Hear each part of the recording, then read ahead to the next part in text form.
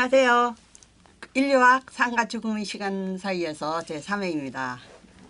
오늘도 이수 교수님 함께 하셨고요. 안녕하세요. 네, 노영석 교수님 함께 하셨습니다. 예, 안녕하십니까. 저희들이 인류학적인 관점에서 죽음에 관해서 보고 있잖아요. 그래서 첫 번째 시간으로 한국 전쟁 때 민간인 학살 보고, 지난 시간에는 중남미 중에서 과테말라 엘살바도르 사정을 봤거든요. 오늘 과테말라 준비하신다고 그랬죠? 네네, 오늘 과테말라하고 네. 칠레, 칠레, 이 아르헨티나. 오, 중남미의 중요한 지도 좀 보여주세요. 나라가 어디가 어디 있는지 잘 모르겠어요. 지도 제가 이게 과테말라 또 엘살바도르네. 예, 금방 돌아갑니다. 여기 아니 지나가는 저거는 저 부항령 지도였고, 예. 위에 있죠. 멕시코 바로 밑에 있는 나라가 과테말라입니다. 과테말라. 예, 저 나라는 이제 마야 원주민 구성 비율이 약 50% 정도. 그다음에 중미연합주라고 중미연합국이라고 있었는데 1823년에 노랗게 보이는 멕시코 바로 밑에 분홍색 나라죠. 과테말라. 엘살바도르랑 붙어 있네요. 그렇죠. 과테말라가 이제 마야 원주민이 가장 많은 그런 지역이라고 볼 수 있고, 우리 정혜주 교수님이 자주 이제 현지 조사를 가시는 곳이죠. 그 마야 유적지 때문에 띠까리라는 굉장히 유명한 마야 고전기 마야가 가장 발달됐던 지역. 그러니까 저건 이제 중미다, 그죠? 중미죠. 중미다. 센트럴 아메리카인데 그 과테말라하고 그 다음에 제가 소개해드릴 게 그 지금 제 머리 쪽에 굉장히 긴 나라가 있습니다. 칠레 여기. 칠레. 예, 저 고추라는 뜻인데. 그렇죠. 고추라고 길. 길다고 고추예요? 칠레가 고추라는 뜻이잖아요. 뭘 상상하십니까? 어쨌든 우리 왜 있잖아요, 저 찍어 먹는 칠리. 칠리. 거기서 나온 거예요? 예. 오, 실제로? 예. 그 나라 이름이 그거라고. 칠리 소스라는 게 그거 칠레 소스구나. 저겁니다. 고추처럼 생겼네. 예. 그다음에 그 위에 있는 나라가 볼리비아인데, 저거는 시몬 볼리바르라는 그 라틴 아메리카 독립 혁명 때 나온 장군의 이름을 딴 거고, 그 위에는 콜롬비아는 그 콜럼부스 이름을 딴 거잖아요. 네네. 베네수엘라는 베네치아, 작은 베네치아라는 뜻을 가지고 있고, 에콰도르는 적도라는 뜻을 가지고 있고, 이제 이름의 기원이 다 있죠, 그죠? 그러니까 토착 말로는 별로 없다, 그죠? 다 거의 없죠. 네. 예. 근데 흔히 우리가 이제 그 북미, 중미, 남미로 분류하는 사람들이 있고, 라틴 아메리카라는 용어에 약간 이제 좀 민감한 반응을 보이는 것도 있잖아요. 영어는 우리가 어떤 걸 쓰는 게 좋을까요? 남미라고 쓰는 게 좋을까요? 라틴 아메리카라고 쓰는 게 좋을까요? 보통은 이제 지정학적 위치로는 남미, 중남미라고 하는데, 그 멕시코가 빠지거든요. 사실 멕시코는 비슷한 지형적 문화적인 특성을 갖고 있음에도 불구하고 저 사람들은 북미라고 이야기해요. 자기들은 북쪽이라고. 근데 저거를 한꺼번에 이렇게 치부해야 될 가능성이 있는데, 그런 경우를 대비해서 그 북쪽의 프로테스탄트 개신교들이 이룩한 식민지, 그 식민지는 소위 말해서 개신교도들이 이렇게 했는데, 저거는 누구냐면 영국의 퓨리턴들이, 청교도들이 왔죠, 그죠? 저것을 이제 앵글로색슨 아메리카라고 합니다.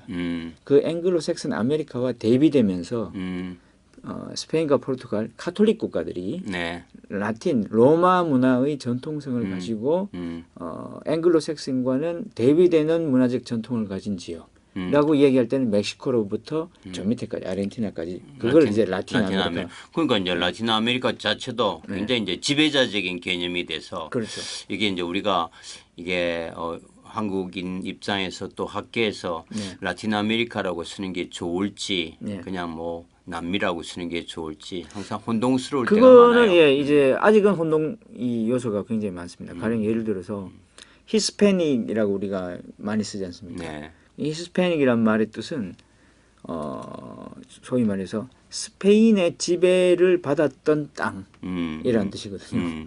그러면 히스패닉 저기 히스패닉 간다 이렇게 얘기하면 저 스페인의 지배를 받았던 사람, 땅에 사는 사람들이란 뜻이에요. 그러니까 얼마나 치욕적인 말이죠, 사실. 라틴 아메리카 하나하나 보면 우리가 참 그래서 미국에서 지금 요즘 히스패닉이라는 말을 안 쓰고 라티노라는 말을 많이 쓰자고 이제 이야기를 많이 하죠. 왜냐하면 히스패닉은 굉장히 치욕적인 이야기거든요. 라틴계 언어라는 것은 이제 브라질, 포르투갈, 뭐 라틴 언어 쪽을 다. 그래서 저는 그러니까 근데 또 불구하고 지금 라틴 아메리카의 문화라는 것은 원주민의 문화만을 볼 수가 없기 때문에 식민 문화가 또 섞였거든요. 그것도 굉장히 고유한 특성이 돼버려서 중남미라고 하면 너무 지정학적 위치에 치우치니까 사실은 그게 라틴 아메리카라고 하는 게 조금 더 맞지 않을까라는 생각은 가집니다만 물론 아까 이수 교수님 이야기하셨다시피 그것도 역시 침략의 역사를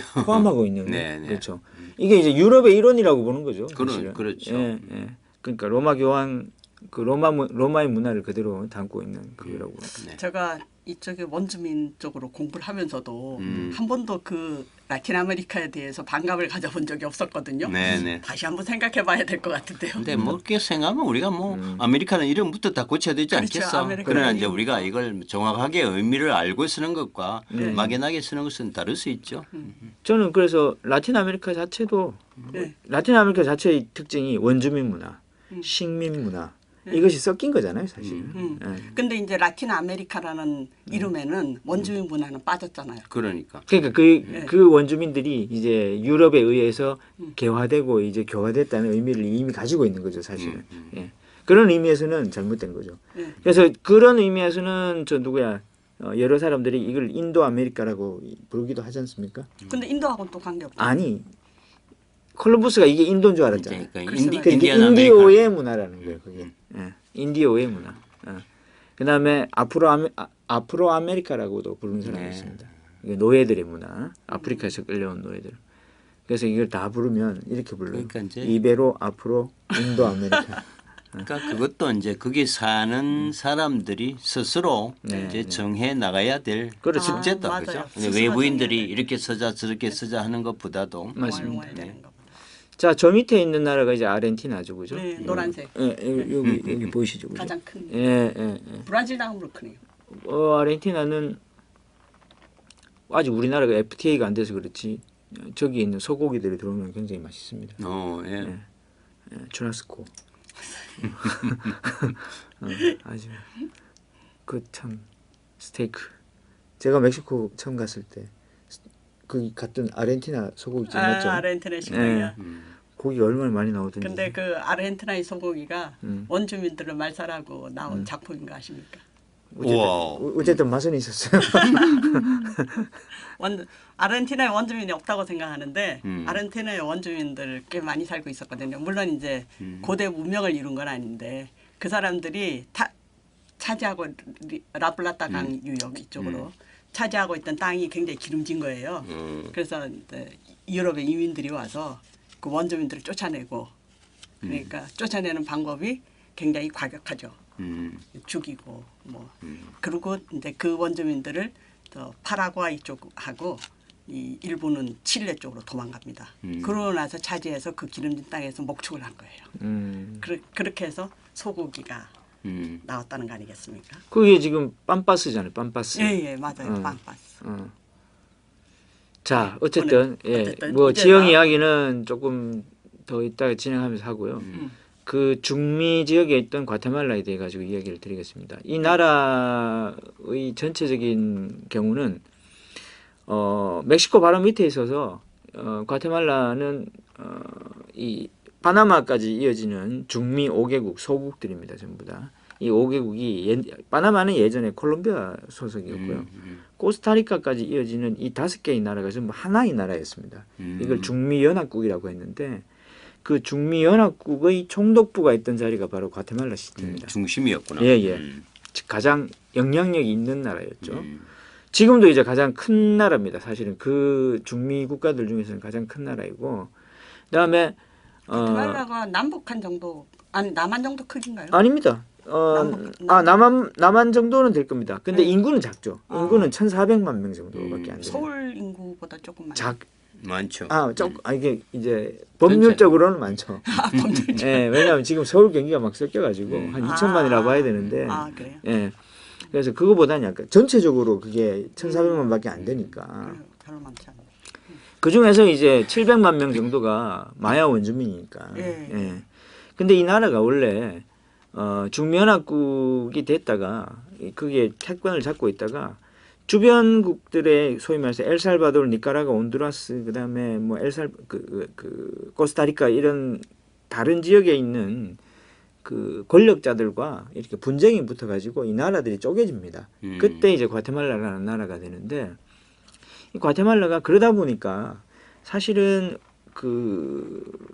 중남미 독립혁명 이후에 이 지역도 민중들이 마야 원주민들이 권력을 잡은 게 아니라 이 지역에 들어와서 이 행사께나 했던 까우디오라고 하죠. 이 백인들이 이 권력을 잡고 있었어요. 사실은 이 지역이.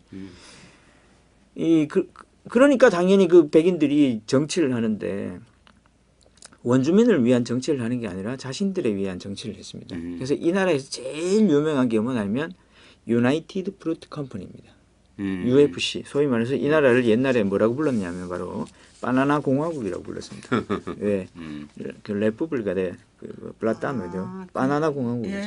왜 바나나 공화국이냐면 미국에 있는 UFC 유나이티드 프루트 컴퍼니가 이 과테말라에 들어가지고 열대 플랜테이션을 만들어가지고 그 어디야 해안가 쪽에다가 그래서 여기서 바나나를 제외해가지고 이거를 이제 올렸죠 계속.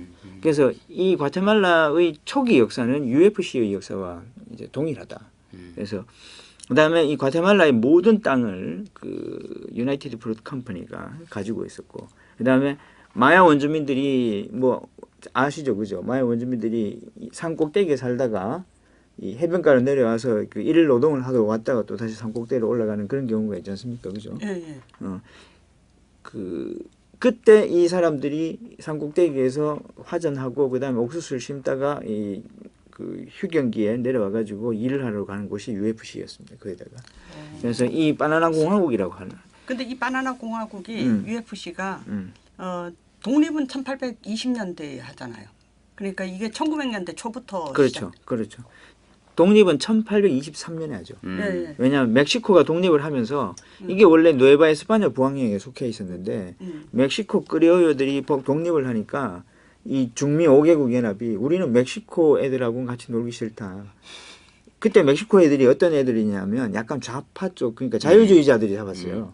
그때. 그래가지고 이 봉건 오스파들이 떨어져 나왔죠. 중미연합 5개국이. 봉건 원수파들이 아니라 가우디오파들이겠지. 아니 그러니까 그걸 우리 자유주의와 보수주의라고 하지 않습니까? 보수주의자파들이 떨어져 나왔죠. 이제 떨어져 나와가지고 자기들끼리 중미연합국을 만든 거죠. 그때 1823년입니다. 굉장히 이런 시기에 떨어져 나왔네.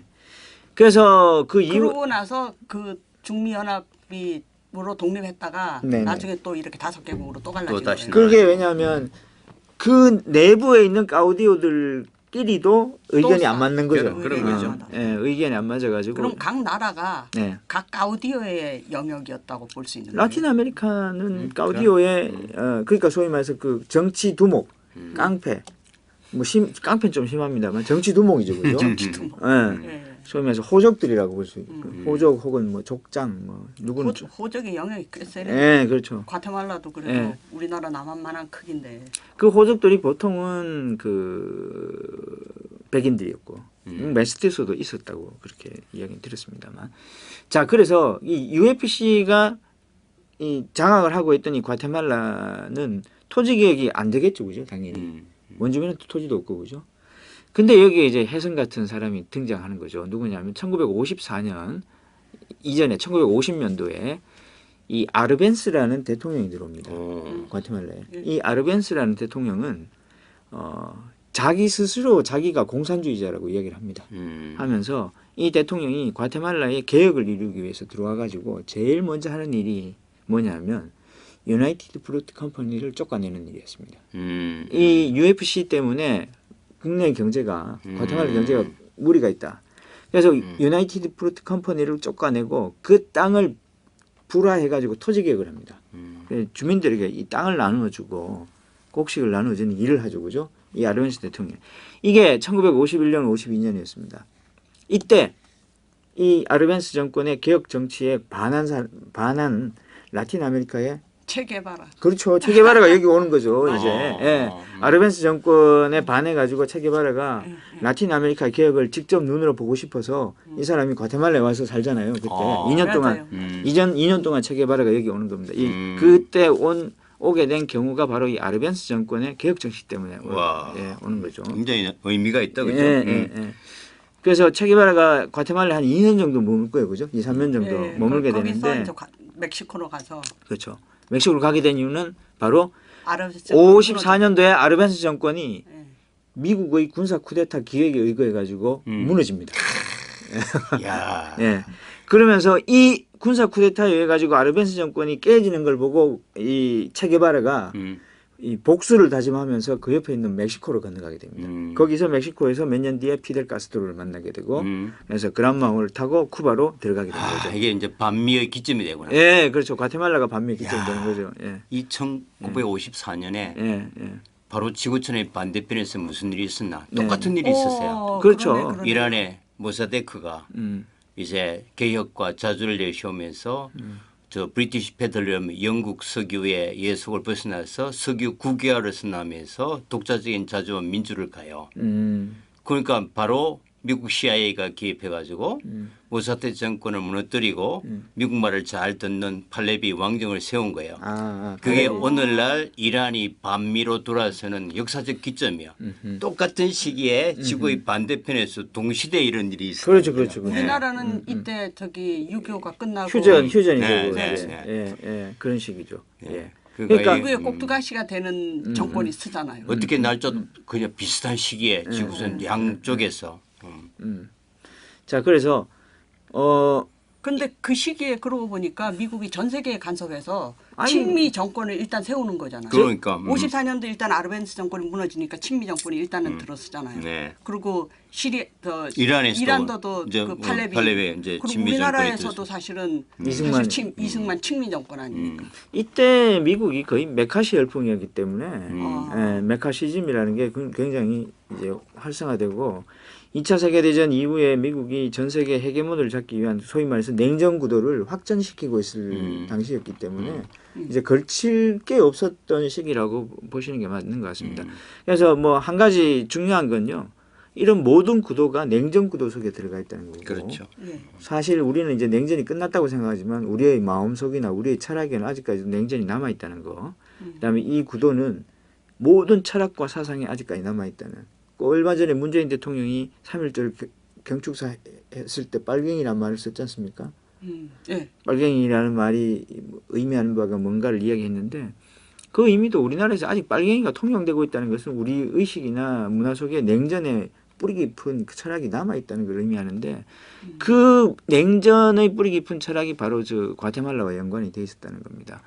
결국은 아르벤스는 물러나게 되고 물론 체게바라도 여기서 이제 멕시코로 이제 옮기게 되는데 이때부터 이제 군사 정권이 들어오기 시작합니다. 과테말라에는. 그러면서 1970년부터 1960년이죠. 참. 1960년부터 저게 잘못됐습니다. 1960년부터 이 미국의 백업을 받은 그 군사 정권 혹은 이 꼭두가시 정권들과 그냥 이제 반대하는 데모만 하는 게 아니라 소위 말해서 이 무기를 가지고 그들과 이 무장 투쟁을 하게 되는 게릴라들이 발생을 해요.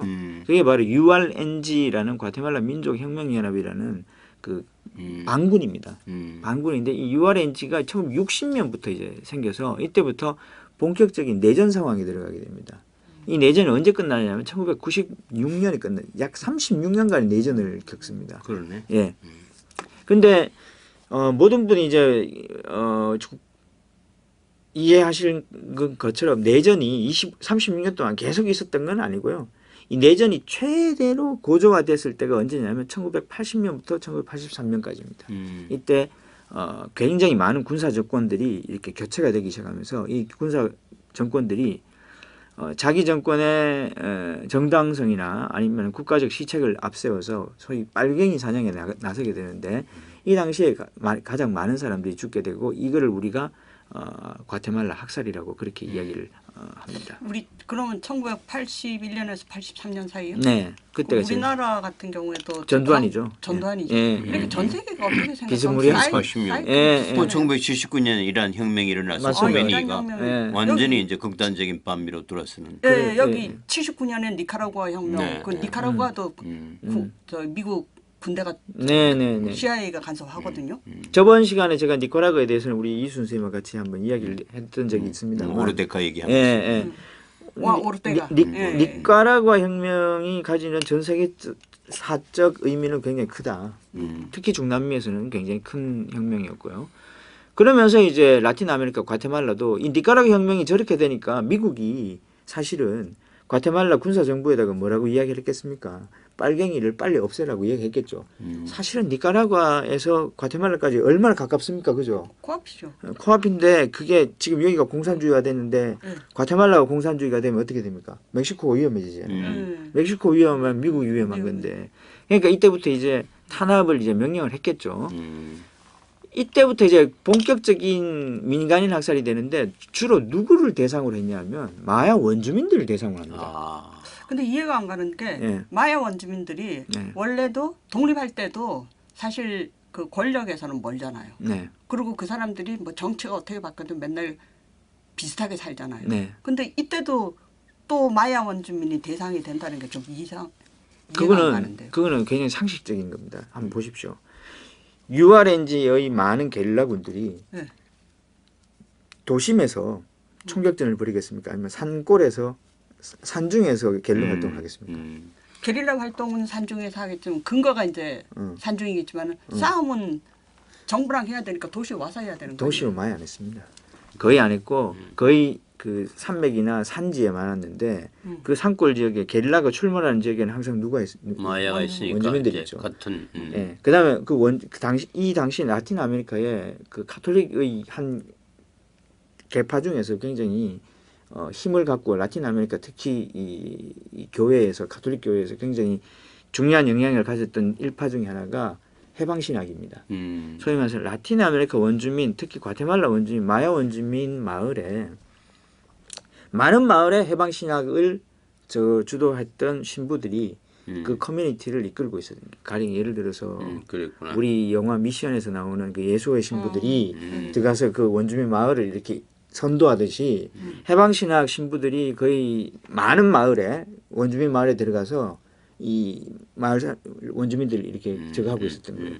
근데 미국 정부가 볼 때는 혹은 과테말라 군사 정부가 볼 때는 해방신학 신부도 빨갱이고 같이 제거 대상. 게릴라도 빨갱이입니다. 그다음에 이 해방신학 신부로 인해 가지고 굉장히 이 원주민들이 많이 물들었다고 생각할 수밖에 없겠죠, 그죠? 그래서 과테말라 정부 군사 정권은 처음에 게릴라를 섬멸하는 게 아니라 마을마다 있던 해방신학 신부들을 먼저 죽입니다.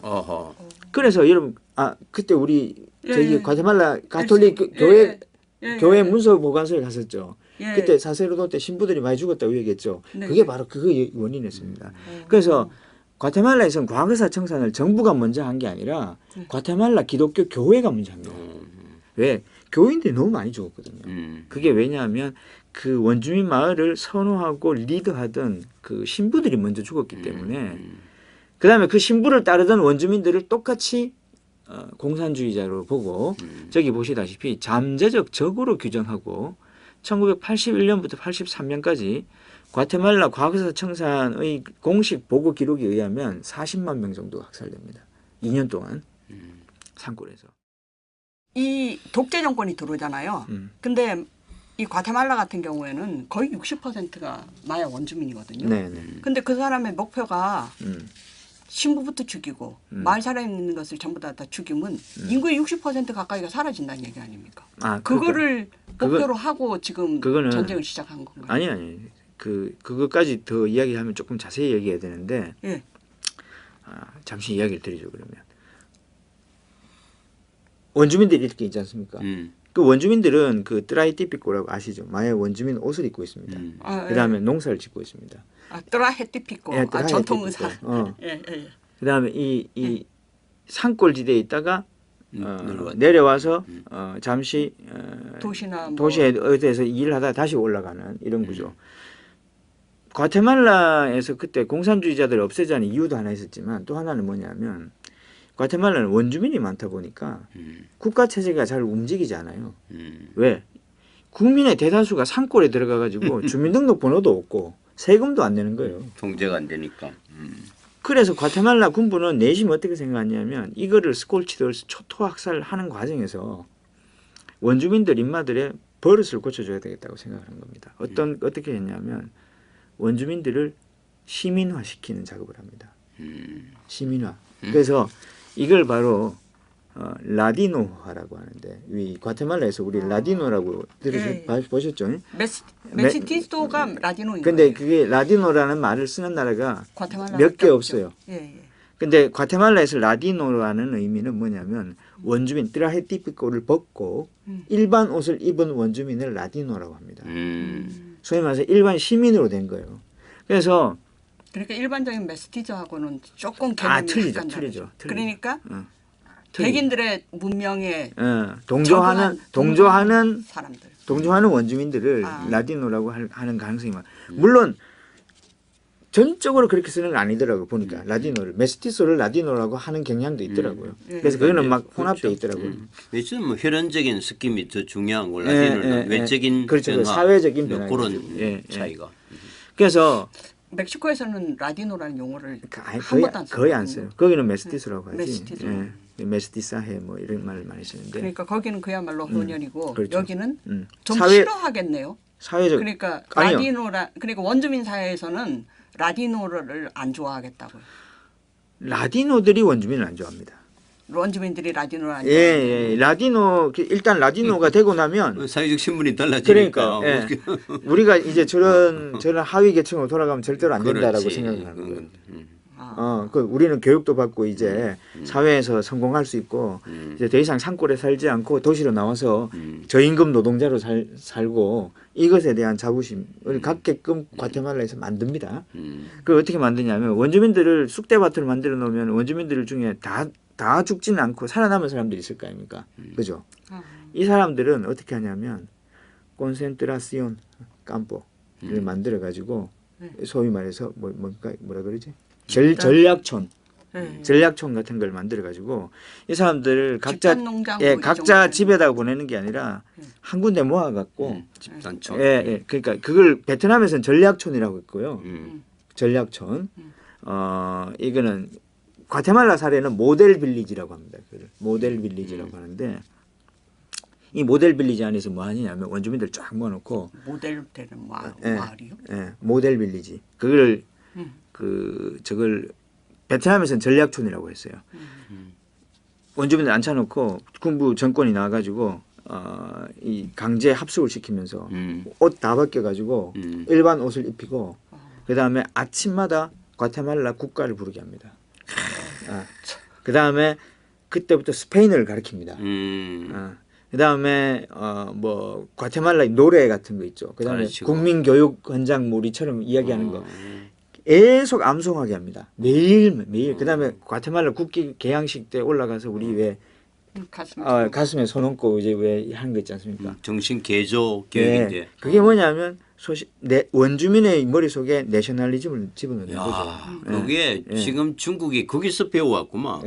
지금 중국의 위구르에서 그 이제 대형 캠프에서 200만 원의 위구르를 거기에서 완전히 이제 중국적 문화, 중국 국가, 중국 말을 하면서 지금 세계 인권에서 가장 큰 이슈가 되어 있는 게 지금 미중 관계에서도 그 계속 그거 하고 200만을 집단 캠프에 넣어가지고 200만 위구르족들 거의 대부분일 것 같은데 신강성에서 그러니까 이제 중국 개조화 작업을 지금 하는 거죠. 그러니까 그게 똑같은 거죠. 똑같은 거죠. 지금 얘기 들어보니까. 근데 성공 못할 것 같은데요.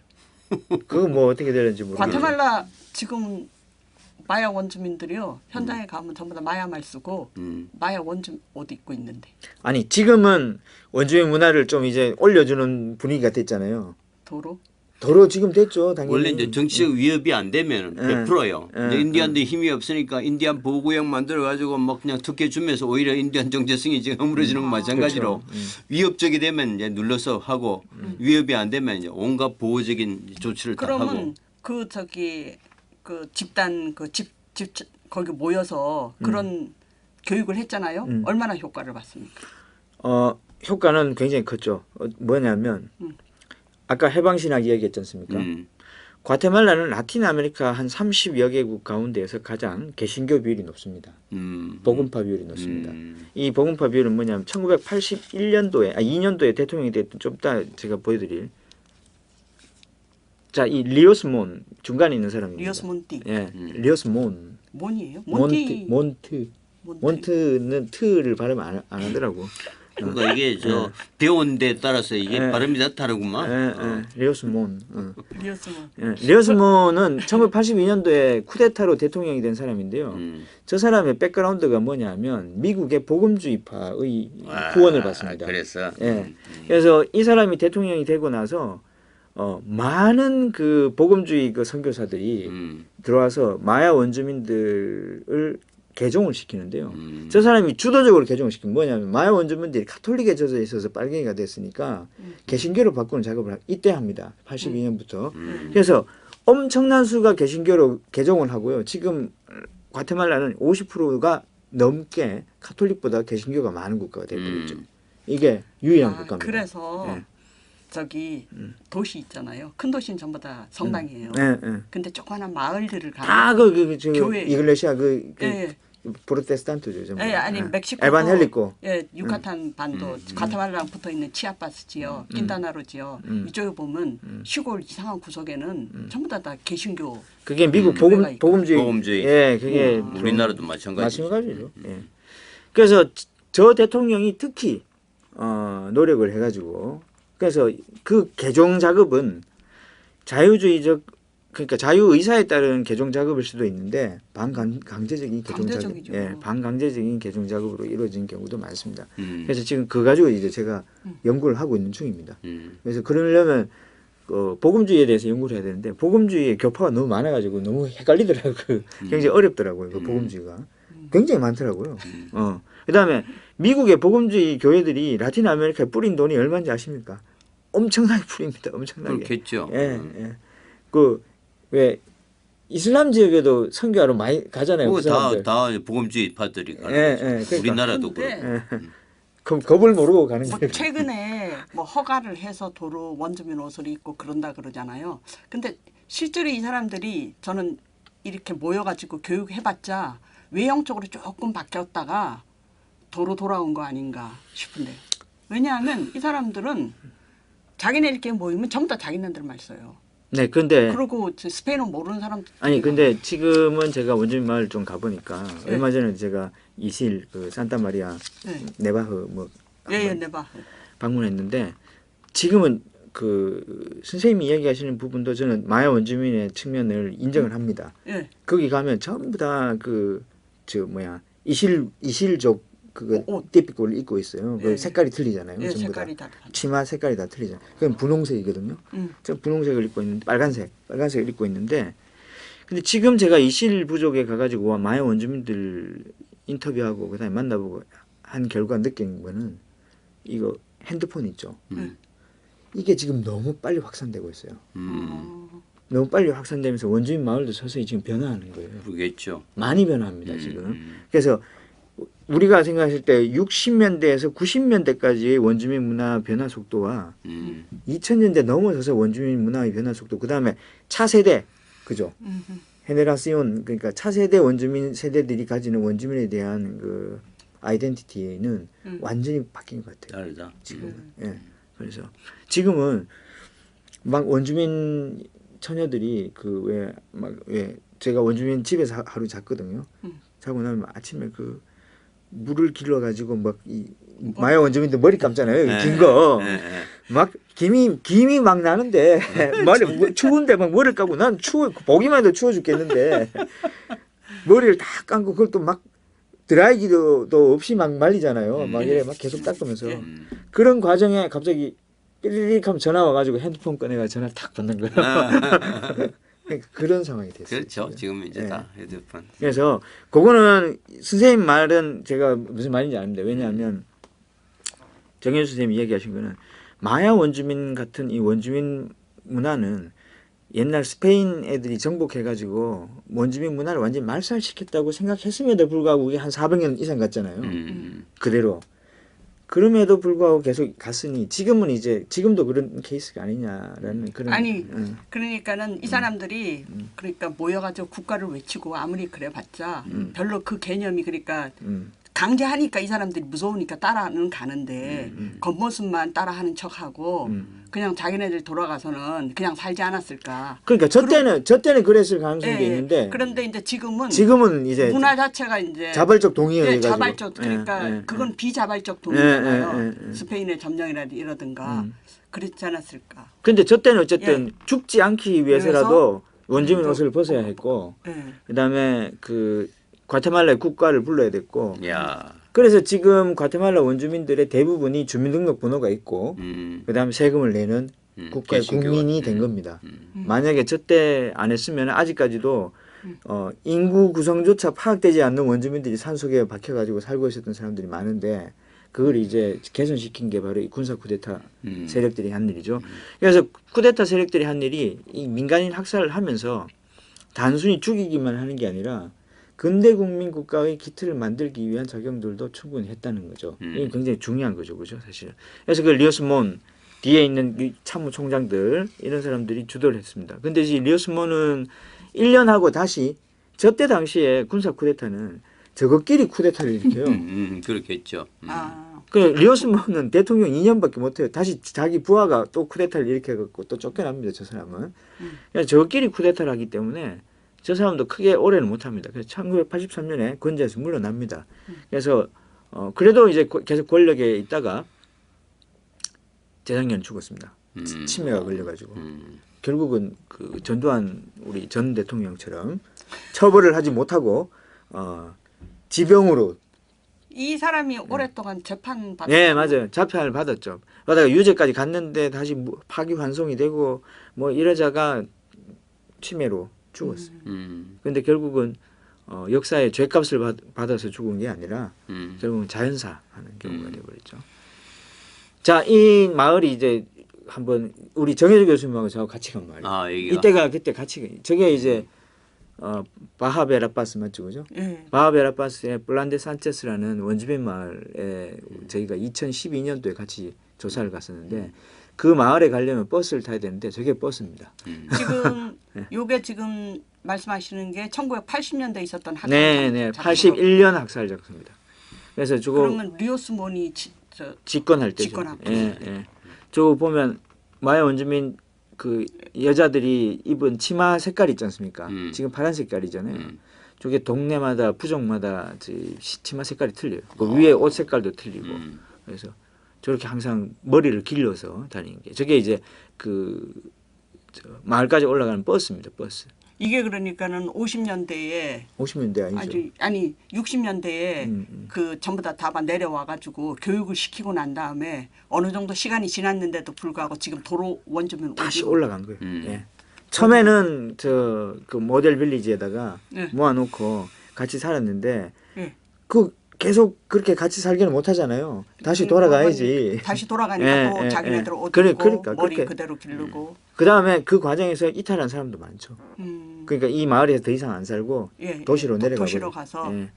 그런데 과테말라 같은 경우에는 원주민들이 도시로 많이 내려와야 유리한 거죠. 왜냐하면 공장에 저임금 노동력이 많이 확보가 되니까.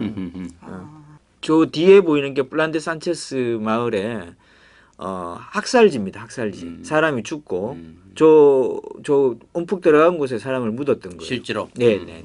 그다음에 이 마을에서 몇 명이 죽냐면 여기 지금 보이는 요 잔디밭 이게 구덩이가 구덩이 그 이제 시체를 꺼냈던 곳이고 저기에서 몇 명이 죽냐면 280명이 학살되죠. 그다음에 그 뒤에가 저 구덩이에서 280명이 나왔다. 아니요. 묻었겠죠. 음. 자 들어보시면 압니다. 저하고 같이 가놓고는 근데 어떻게 280명이 저 구덩이에서 나왔다는 얘기는 아니죠. 마을 사람 전체가 280명이 학살됐다는 얘기인가요? 마을 사람 전체 중에서 280명 정도가 학살이 됐어요. 학살이 됐는데 저 구덩이 하나만 있는 게 아니라 지금 제 머리 쪽에 또 하나 파져 있죠. 지금. 구덩이 한 개만 있는 게 아니라 여러 개입니다. 지금. 저 일대에 굉장히 많습니다. 여기. 거기도 있고 또 지금 안 보이는 데도 많고 지금 네, 굉장히 많습니다. 언덕전체. 네, 언덕전체. 자, 이 사람이 이제 지금 제가 이름을 까먹었는데 제가 필긴 했는데 지금 오늘 이름 기억이 안 나는데 마야 원주민이신데 그 당시 유족회 회장입니다. 유족회 회장을 저희가 이제 같이 만났었는데 이 양반한테 물어보니까 저 뒤쪽으로도 구덩이 보이시죠, 그죠? 네. 저 구덩이 일대예요. 요. 예, 구덩이 일대예요. 저 사람이 저기서 이제 뭐 증언을 하고 이야기를 했는 게 뭐냐면 여기다가 사람 시체를 묻었는데 여기는 어디냐면 사람들이 이제 집단으로 죽인 곳인데 저 사람은 그 학살이 일어났을 때 자기 부인과 그 다음에 딸 2명, 아들 하나, 총 4명이 죽습니다. 혼자만 살아남았죠. 혼자 살아남고 이제 지금은 이제 재혼을 해서 또 새로운 가정을 꾸렸는데 이 장소에서 자기 부인과 2딸이 강간을 당하고 죽었습니다. 그거를 그 다음에 그 죽고 시체가 널브러져 있는 것을 군인들이 시켜가지고 구덩이를 파가지고 몇 군데에다가 집어넣은 거예요.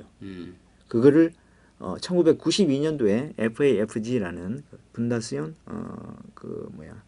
포렌세 안트로폴로기아 포렌세 데 과테말라라고 그 과테말라의 그 법의 인류학 팀이 와서 발굴을 합니다. 그래서 과테말라 법인류학 법의 위원회 팀. 재단 분다시온 92년까지 그러니까 저 구덩이 속에 시체가 묻혀 있었던 거죠. 그래서 그분이 이제 그걸 증명하는 거죠. 증언하는 거죠.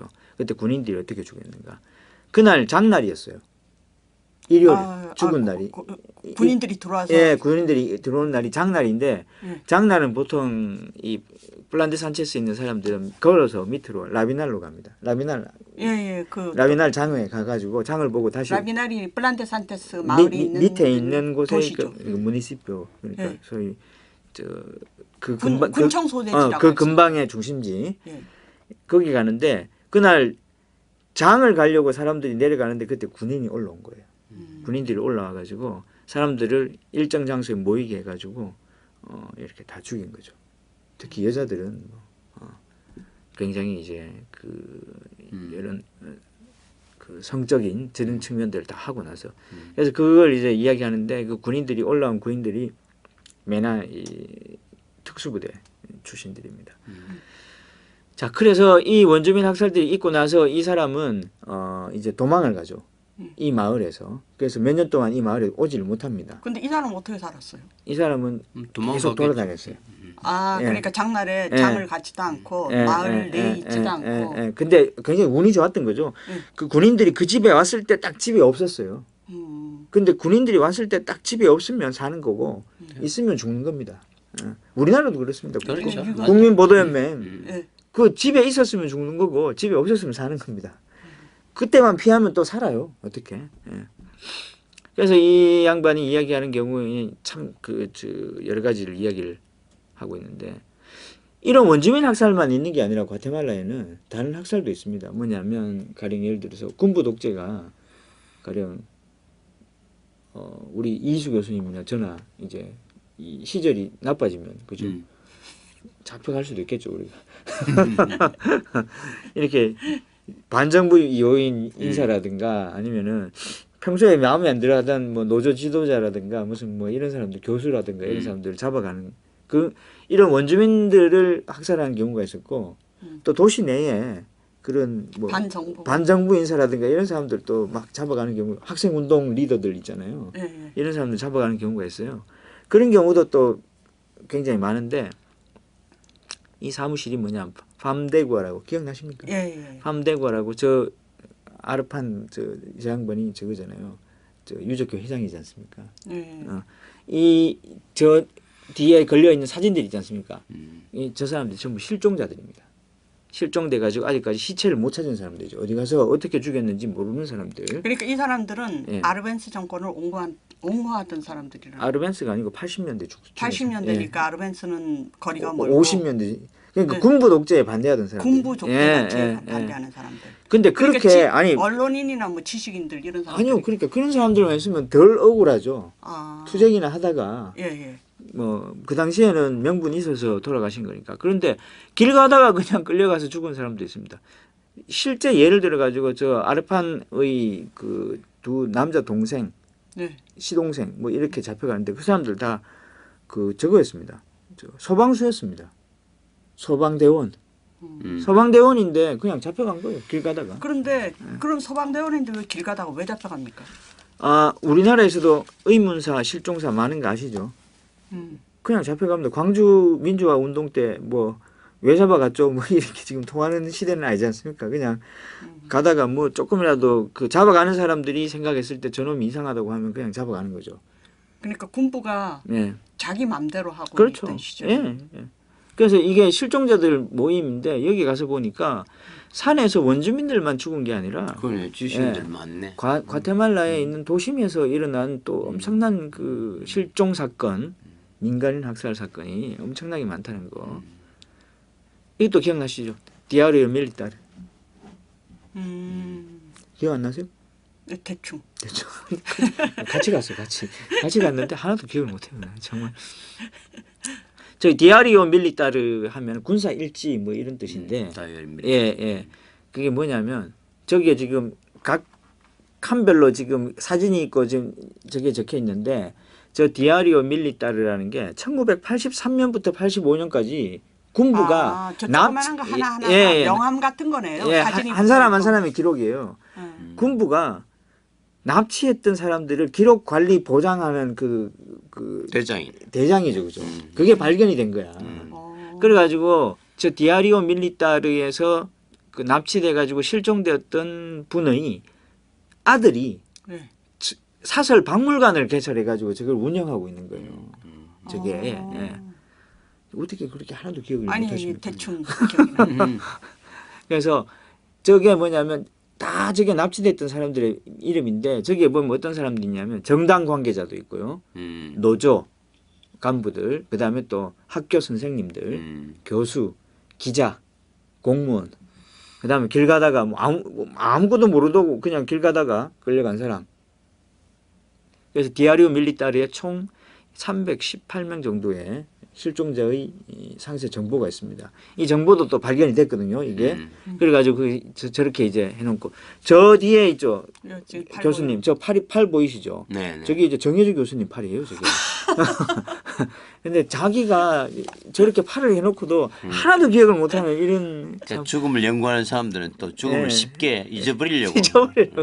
제가 죽음을 연구하지 않고 저게 자신의 팔이라는 것까지도 모르는 어떻게 이렇게 까맣게 잃어버리는가 난 도저히 이해가 안 가는데 통역을 해줬던 것 같은데 그때는 이제 통역을 해야 되죠. 제가 그때 스페인을 못했기 때문에 자 그래서 그러고 나서 저희가 이제 어딜 갔냐면 이제 성당으로 갔습니다. 성당 가니까 지금 이제 이야기 드리는 게 그럼 이렇게 사람이 많이 죽었는데 과테말라는 우리처럼 과거 청산이나 아니면 무슨 뭐 이런 과정이 있었는가?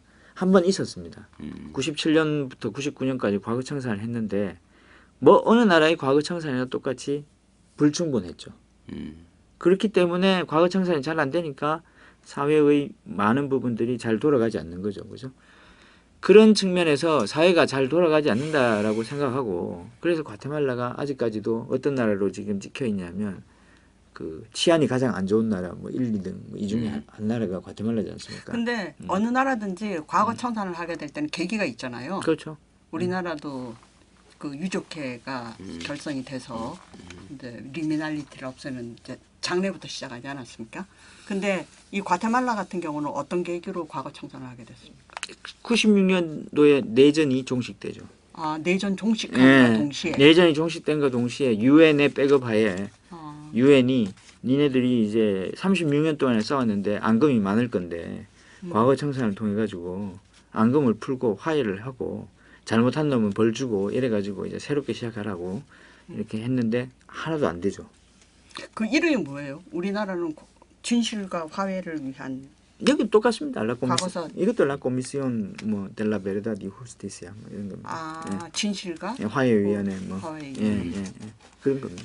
그런데 저기 1980년 몇 년인가 여기서 저기 리고베르타 멘추 과테말라 사람이잖아요. 92년이죠. 92년인가 91년도에 노벨 평화상을 받죠. 평화상 받는데 그게 이 원주민 이 학살 사건을 고발해서 그렇죠. 된 걸로 알고 있거든요. 마야 원주민들이 36년 과테말라 내전 기간 동안 얼마나 힘들고 네. 얼마나 억압을 받아왔는가에 대해서 리고베르타 멘추가 자기의 자서전도 발간하고 전 세계를 돌아다니면서 강연을 하면서 결국은 그 공로를 인정받아서 노벨 평화상을 노벨 받죠. 평화상 받죠. 예. 그럼에도 불구하고 과거사는 거의 청산이 안 됐단 청산이 안 말이죠. 됐죠. 예. 지금 11,000명 정도 죽었다고? 아니요. 마야 원주민만 44만 명. 44만. 44만 명. 예. 그러니까 전체 지금 그 인구가 얼마나 됐어요, 마야 인구가? 지금 그때 당시에 인구 한 1,200만 보고 마야 원주민 절반이라 그러면 약 600만 명 정도. 굉장히 많은 수가 죽은 거죠. 그래. 그럼 아까 본 그 리오스몬 네. 그 사람이 재판에 회부됐습니까? 재판에 회부됐다가 네. 이제 병이들 죽은 거죠. 예, 병이 그 해결 못 징역을 받았어요. 그래서 네. 징역을 받았는데 재판상에 문제가 있다고 해서 이게 파기환송이 됩니다. 그런 사이에 죽어버렸어요. 근데 리오스몬은 2년밖에 집권 못하고 그 뒤에 다른 쿠데타이라서 다른 네, 군부들이 집권했다고 그랬잖아요. 네. 그럼 그 사람들도 재판에 회부됐어요? 아니요.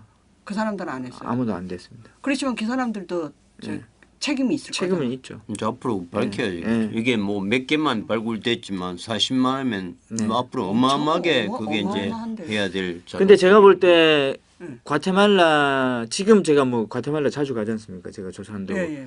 제가 볼 때는 과테말라의 영향으로는 과거 청산하기 힘듭니다. 그러니까 이것도 이제 어느 정도 사회적 합의, 이제 어떤 민도, 성숙도 이게 돼야 되는데 뭐 시간이 많이 걸리겠죠. 그러니까요. 그러나 이제 그 자료들이 아주 의도적으로 체계적으로 소멸되지 않고 이게 보호되는 장치들은 해놔야 그렇죠. 이게 한참 뒤에라도 밝혀질 텐데. 맞습니다.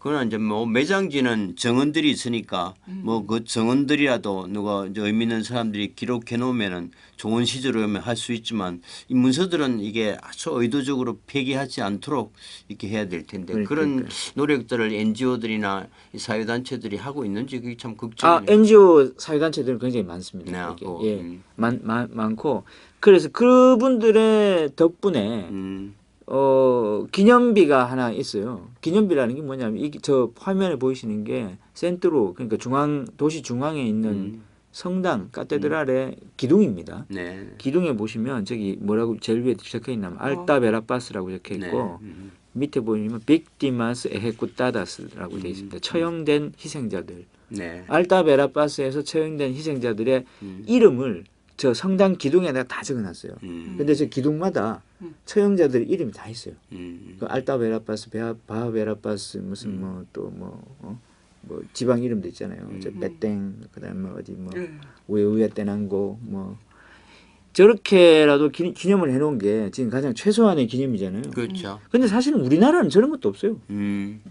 뭐 제주 4.3 항쟁에 돌아가신 분들이 있는데 그거는 특별법이 있으니까 그런 거고 사실은 일반적으로 전쟁 때 돌아가신 분들의 그 뭐 저런 조그마한 기념비 같은 건 없잖아요 지금 우리나라. 네. 우리나라 그런 경상 코발트 사건 뭐 그런 거 이런 것도 없어요. 3,000명이나 죽었는데도 불구하고 아니 그 누가 죽은지도 몰라요. 누가 죽은지도 모르고. 잘 몰라요. 그건 이제 우리가 앞으로 남은 자들의 몫이죠. 몫이고. 근데 그다음에 뭐 아직도 80년대 저반에 이런진 거니까 그걸 기억하는 사람도 있을 거라고. 그러니까 이제 시절이 좋아지면 이제 우리도 요즘에 이제 다 정언이 나오는 것처럼 이게 죄인이나 숨어 살다가 조금 좋아지면 근데 정언을 다 하는 이제 그 준비를 하고 있으면 사실은. 네 맞습니다.